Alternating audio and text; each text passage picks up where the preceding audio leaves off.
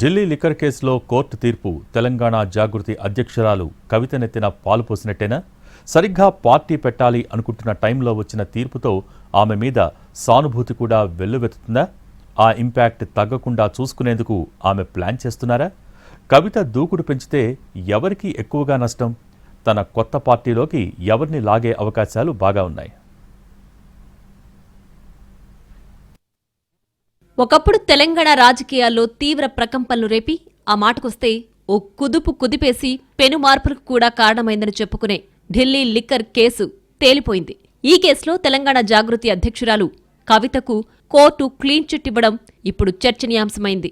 ఆమె next step ఎలా ఉండబోతోందంటూ political circles లో ఆసక్తి పెరుగుతోంది.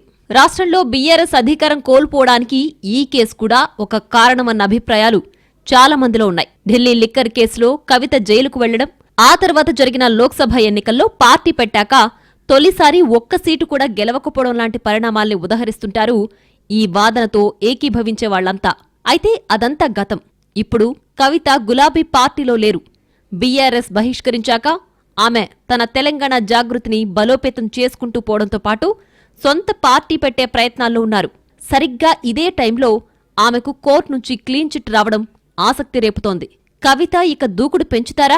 ఆ ఎఫెక్ట్ ఎలా ఉంటుందంటూ రకరకాల కోణాల్లో విశ్లేషణలు జరుగుతున్నాయి. ఈ కేసులో ఆమె నిందితురాలుగా ఉన్నప్పుడే సోషల్ మీడియాలో విపరీతమైన ట్రోలింగ్ జరిగింది. ఆ కామెంట్లకు వెరవకుండా తన పని తాను చేసుకుని పోయారు కవిత. అలాంటి నాయకురాలు ఇప్పుడు క్లీన్ చిట్ వచ్చాక అసలెందుకు ఆగుతారన్న టాక్ నడుస్తోంది పొలిటికల్ సర్కిల్స్లో. తెలంగాణ ప్రజల ఆత్మగౌరవ నినాదంతో సెంటిమెంట్ను రగిలిస్తూ కొత్త రాజకీయ పార్టీ ఏర్పాటు చేసేందుకు కసరత్తు చేస్తున్నారట ఆమె. రాబోయే 2 నెలల్లోనే దీనికి సంబంధించిన కీలక ప్రకటన రావచ్చని అంటున్నారు. బీఆర్ఎస్లోని అసంతృప్త నేతలు తనకు మద్దతుగా ఉన్న క్యాడర్ను ఏకం చేస్తూ ఎవ్వరూ ఊహించని వ్యూహాలతో ముందుకు వెళ్లేందుకు కవిత సిద్ధమవుతున్నట్లు తెలుస్తోంది. తక్కువ అంచనా వేసిన వాళ్లకు తన రాజకీయ సత్తా ఏంటో చూపడమే ప్రస్తుతం ఆమె లక్ష్యమంటున్నాయి సన్నిహిత వర్గాలు.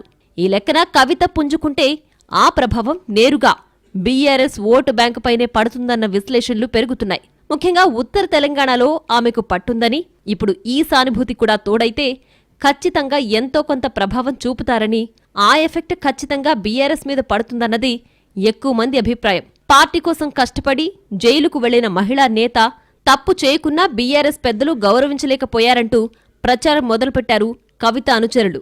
ఆమె ఇప్పటికిప్పుడు పార్టీ పెడితే మిగతా వాళ్లకంటే ఎక్కువగా బీఆర్ఎస్కే డ్యామేజ్ ఉంటుందన్న అంచనాల మధ్య సానుభూతి యాడ్ ఆన్ గా ఉంటుందని అంటున్నారు.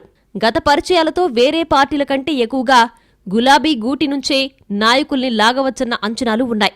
మొత్తానికి ఢిల్లీ లిక్కర్ స్కామ్లో క్లీన్ చిట్ అనేది కవితకు కేవలం న్యాయ పోరాట విజయం మాత్రమే కాదు, రాజకీయ పునర్జన్మ అన్న వాదన బలంగా ఉంది తెలంగాణ పొలిటికల్ సర్కిల్స్లో.